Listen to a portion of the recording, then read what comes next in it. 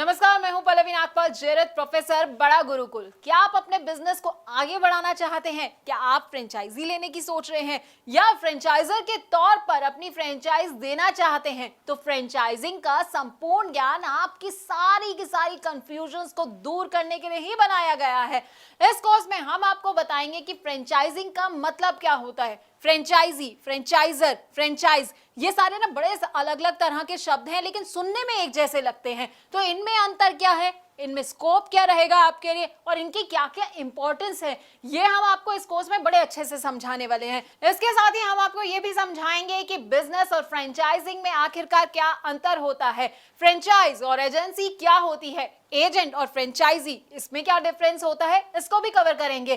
Franchise business से franchise और franchisor को आखिरकार क्या क्या फायदे होते हैं और उससे जुड़े क्या क्या रिस्क होते हैं। अरे भाई, फायदे जान रहे हैं तो रिस्क के बारे में भी तो जानना बड़ा जरूरी हो जाता है, तो हम आपको ये भी समझाएंगे। अब अलग अलग तरह के ना फ्रेंचाइज मॉडल होते हैं जो कि लोगों को पता नहीं होते हैं, तो आपके लिए कौन सा मॉडल सही रहने वाला है, फोको, फोफो, कोको, कोफो, अब इन सब के बारे में भी हम आपको बताएंगे। हम इनके फायदे तो आपको बताएंगे, साथ ही साथ ना इनके नुकसान भी आपको बताएंगे। अब सही फ्रेंचाइज बिजनेस चूज करते वक्त किन किन बातों का आपको ख्याल रखना चाहिए और फ्रेंचाइज बिजनेस से जुड़े कौन कौन से लीगल इश्यूज होते हैं, इसकी पूरी जानकारी भी हम आपको देंगे।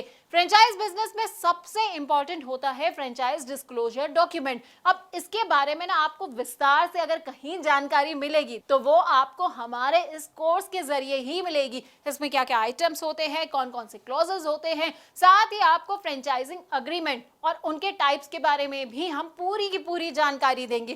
देखिए, फ्रेंचाइज बिजनेस को इवैल्यूएट करने का ना एक अलग क्राइटेरिया होता है, तो वो क्राइटेरिया क्या होता है ये हम आपको बताने वाले हैं।